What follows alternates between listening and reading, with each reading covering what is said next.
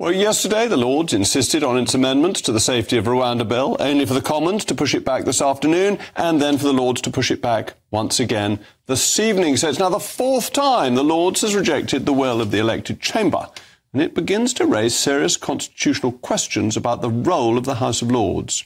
The House of Lords is not there to block the public will as expressed by the lower house. The Parliament Act 1911 was introduced because in an increasingly democratic age, and bear in mind in 1911 there wasn't universal suffrage, women didn't have the vote, as did quite a lot of men. But even then, it was thought the peers had gone too far when, against convention, they rejected Lloyd George's budget, and after 2 years of constitutional wrangling, it then had its powers cut down dramatically.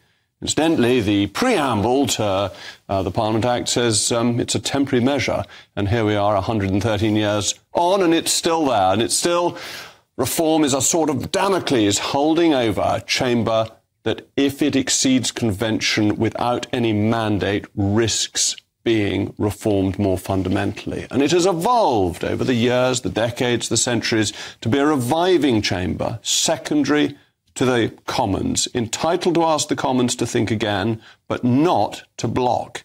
Currently, it's seeking to block by passing wrecking amendments to the Rwanda bill. Now, the bill has two main purposes. One, to declare Rwanda a safe country, and two, to disapply some aspects of human rights laws where they might otherwise take effect. And the Lords is attacking both of these efforts. One amendment insists that the Safety of Rwanda bill should have due regard for international law. But this merely keeps deportations hostage, the increasingly erratic interventions from the European Court of Human Rights. Even the issue in relation to the Afghanistanis or to the committee that would be set up would bring the lawyers back in to undermine what ministers have decided. Another amendment insists on the status of Rwanda being subject to the Independent Monitoring Committee. But Parliament is allowed to declare facts. Indeed, Parliament has the right to declare facts and has done since the Tudor period. It is an essential component of the concept of parliamentary sovereignty, which makes the King in Parliament the supreme authority and arbiter in the land on any issue on which it chooses to legislate. In this instance, the bill aims to settle a matter of opinion.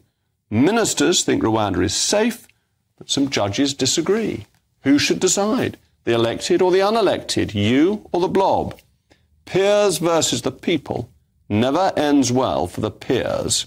So they should have backed down earlier today. They must back down next week.